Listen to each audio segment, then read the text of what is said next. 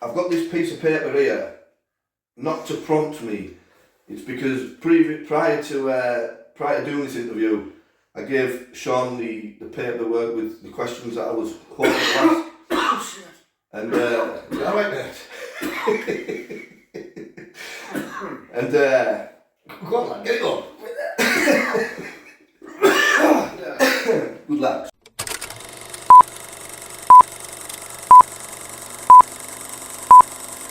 Right, alright guys, so this is the first in the series of After the Uniform. I'm here today with, what's your name and number, Ed? Lads called from Openshaw, my number was 25159947. Who did you serve with? I was serving with the Light Dragoons. How many years did you do? I've done roughly about 6 years and 2 months altogether. 6 years with the LDs, eh? Yeah. Light Dragoons.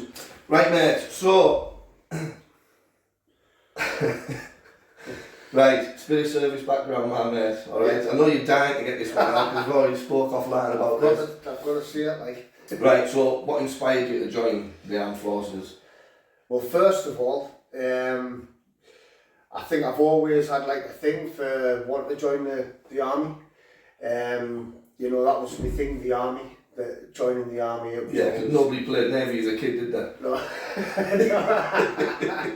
But, so yeah, I mean, that's what inspired me the most about the military and the armed forces, sorry. And anyway, I always had a thing as a kid, and I really did. I mean, I was really mesmerised by war films. And you know, I was allowed to watch them probably at an age where I shouldn't have been watching them. And then I got glued to RAMBO, and it got to the point where, you know, for Christmas I was getting a toy RAMBO going on a red band around my head. I've even got a picture of it. Yeah, I think most kids are as outgoing as what we are, climbing around the woods and picking sticks up and pretending they're little automatic rifles and that. Aye. That's the one thing that we did and wanted to get out and be one of them at one point, didn't we? Yeah. So, but I still do that now, like, but we've seen him in a bit cutting about Boosbeck woods with a pretend rifle. Became Lance Corporal. Like Sean mentioned there, it is one of the hardest ones, especially in an infantry regiment. It's one of the hardest ones to get, but fucking hell, it's one of the easiest ones to lose as well, isn't it? Oh, and you don't want to be going through that again. Oh, no, definitely not. This is my story, but I had a person within my battalion, my regiment, that properly inspired me. Did you? I did. I really did, and it's funny you say that. Well, I wouldn't say it's a funny thing to say, but what I'm about to say, but I really did have a person who I was inspired by. And I met this guy. He was from Belfast. He was from Belfast. Yes, he was in Winchester when I was there doing the basic training. That's the first time I met him. I never knew he was going to be going into the Light Dragoons until he decided. I'm sure he changed his decision in which regiment he was going to, and then he was coming to the LDs. But so I met him in Winchester straight away. Inspiration. Just the way he was, the drive in him and everything, you know. And I used to think, wow, what a guy, you know. He just had this, like, he had a bee in his bonnet to be brilliant, and he gleamed all the way through Winchester. Phase 2 training, trade training, same again.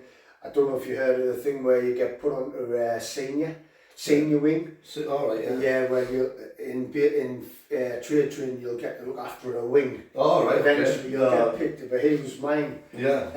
And I was in the wing of his command, like, on the morning. Then obviously the full screws and the sergeants and everyone took over.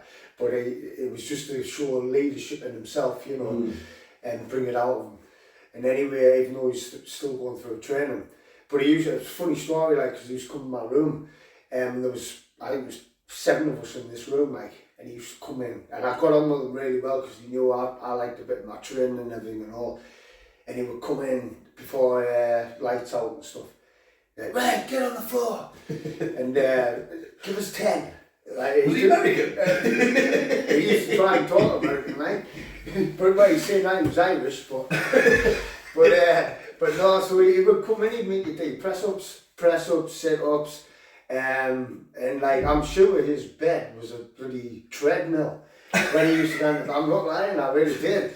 But anyway, this guy, I served with him and all. I'd done Iraq and what have you with him. Yeah. But I was inspired by it. We all lived by a massive set of core values, didn't we, in the army? Yeah. What have you taken from them core values and brought with you back into this horrible city street? Basically, sorry about the coughing, mate, but my core values, I would say within myself, it's been for like training.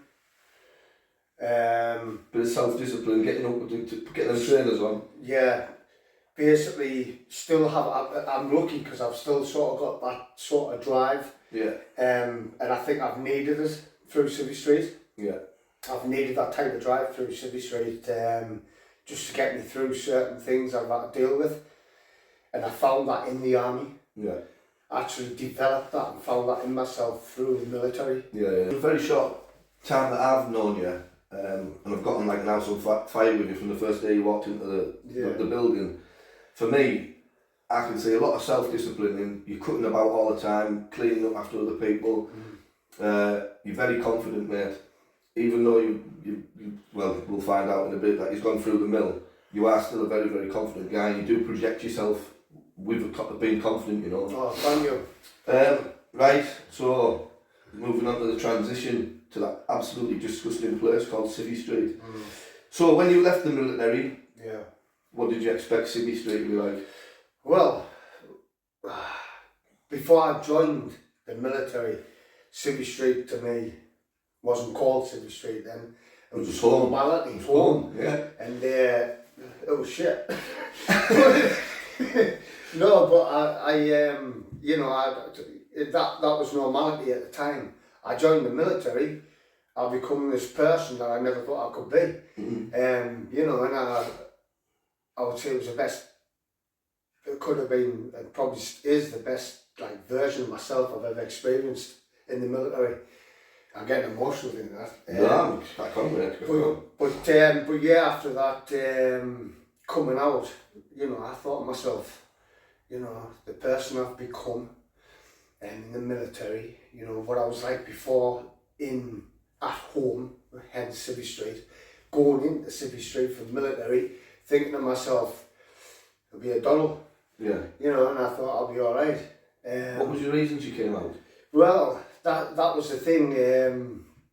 The reasons I did come out was because I ended up with two boys, my children. To family life, you came out to support family. Yeah, basically support family and everything. Because I know a lot of lads, when they had kids, they brought their wives and their girlfriends out with them, and they had a pad, but it wasn't always ideal, was it? No.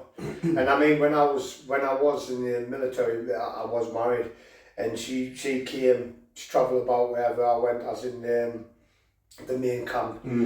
So she spent time away from her mother and father and whatever. But I was always away in the military. It's what I chose to do. I loved it. I enjoyed it still. But I had to think on not just myself. I had to think of the family. Yeah, definitely, man. Roll on into that question there with mental health and relationships. Yeah, I mean, to be honest, I'm not with me wife, who was my wife at the time when I was in the military. We're now divorced. We talk, we still get on, but she's the mother of my two boys. I went through a rocky time, I really have. They say, try and enjoy your life. I didn't know how to enjoy my life in the end. I didn't know what the hell I was doing, to tell you the truth. Didn't know what was going on with my mind at stages through my life since coming out. I went through stages of severely being on a wonky road, like, self-destructive behaviour came in, drinking excessively. I even went into cocaine, delved into cocaine, and I mean, you know, I've gone on a bender. That's what was happening. I was starting to go on benders, losing my work, losing even more of a relationship with my children by not turning up when I was supposed to turn up. Then I'd have this episode of being alright, but it only lasted a few weeks, you know. But when I was alright, you know, in my mind I thought, oh, I was just going through a phase, that's it. I'll be alright this time, but I'll try a bit different this way, and that's what I used to do, going off my own will. And basically, it went on for years to the point where I ended up needing rehab, because I got really bad with the cocaine, you know, it really got bad. Life now, you know, your journey's it's only just really started. Yeah. How long have you been here now? I've been here now for 2 weeks and 1 day. 2 weeks and 1 day, and I think I saw you pretty much about 2 days after you came in. Yeah, you did. And Yeah. you had a smile on your face. You pretty much told me your life story in 30 seconds. And I thought, you know what, this lad's got something about him, and I think he's going to do fucking well. And to be fair, you haven't slipped off the ball. You haven't slipped off the mark. Your head's still in the game. You know which direction you want to go. Mate, like I see you cutting about every day. Proud as punch, very confident, and you do kind of know which direction you need to be heading. What's keeping you going? So what's keeping me going now? What's keeping you motivated, man? See, coming here is like, this is how I feel being here. I understand and totally see the care. Straight away I felt it as soon as I come in here, you can feel the care of yourself, the staff, everyone, right? Everyone here is a veteran. We're all, I've got something behind us type thing. We're all in the same boat, but we all relate. All different levels, but we all relate. And you know, since I've gotten here, I feel like I'm getting my structure back. I 100% feel like there's a lot more to come as this feeling, but I've got a purpose again. Yeah. I really feel like I've got a purpose, and I feel like it's going to fucking grow, man. Yeah. So, Sean mentioned there what's keeping you motivated as well, and grounded. I think grounded is these things that we've got behind me as well. I think this is what's keeping Sean's mind occupied quite a lot of the time, and grounded, and giving him a purpose in life and a focus to move forward in his direction. Now, he's been trying his hand at some paintings. Sean, take it away, man. What's the story behind the boots?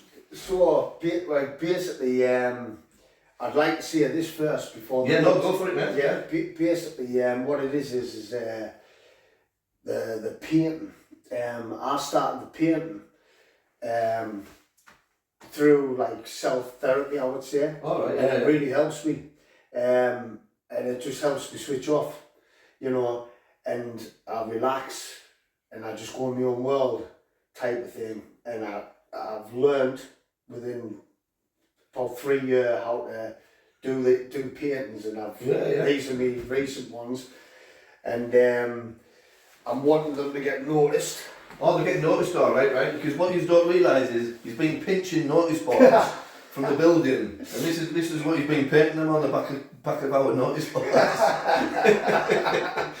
Hey, you can still put them up. Yeah, I like. But no, I've so you can see it's got the Healthier Heroes on the sign. I've wanted to do 2 for them. This one here, obviously the poppy field, and you've got your Tommy Post soldier there. Yeah, but there was a lot of emotion in that. You can see it, mate. There was. It's like Flanders Field, isn't it? Yeah, a lot of emotion. The military boots, just still, you know, people ask me to paint things, and I listen to them. I'm not on about this.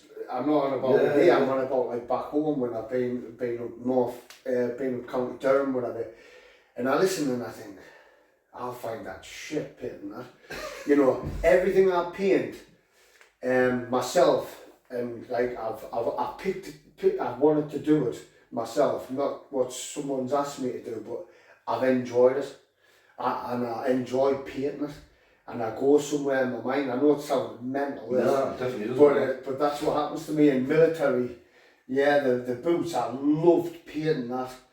I loved it. To tell you the truth, this painting here, I know it might not seem it, but it was really tricky because of the shading and the highlights with the laces. Yeah. And just to get the flap on the boot, the interior there of the boot and what have you. And you know, but I really enjoyed doing them. When the boots come off could be another title for a short story one day, mate. When the boots come off. Yeah, that You could know be, what I mean? yeah. And I think this was just Sean wanting to put a bit of fun and excitement into your week. Yeah. Weren't you? Just painting something totally non-related to the army. Well, you could say it's like some of our officers that we've served with, some of them were quackers. That's what I was thinking, like, oh, there's quackers in like. But no, to me that, you know, it's like morale and all. It's like, it was a good painting to do, but it's also morale. You know, but yeah, that's another good one. But definitely, so if anybody, I know Sean wants to get his paintings recognised, and if anybody, I think he's alright in me saying that, if anybody wants to know a little bit more about his paintings, or if you want me to get a message out to Sean, just type it on Facebook to me, private message me rather than send it across the airwaves so everyone can see. And yeah, I can definitely pass the messages on. What do you wish our viewers and the general public, what do you wish they knew about veterans that lose the way?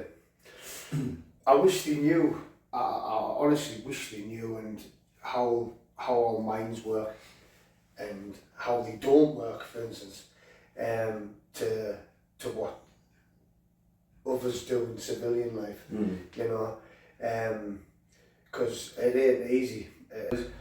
Right guys, I think that's it. We've done about 3 hours worth of thingy there. Keep going. So that's Sean, like Dragoon lad. That's his story, that's his voice. One of many. There'll be many more to come every month, like I mentioned. So yeah, please stay tuned. Please share these videos far and wide. Sean's given his consent for this to be published, sent out across the airwaves for you guys to like, share, and understand what us mental lot go through. Sean, it's been an absolute pleasure, man. Thanks very much, mate.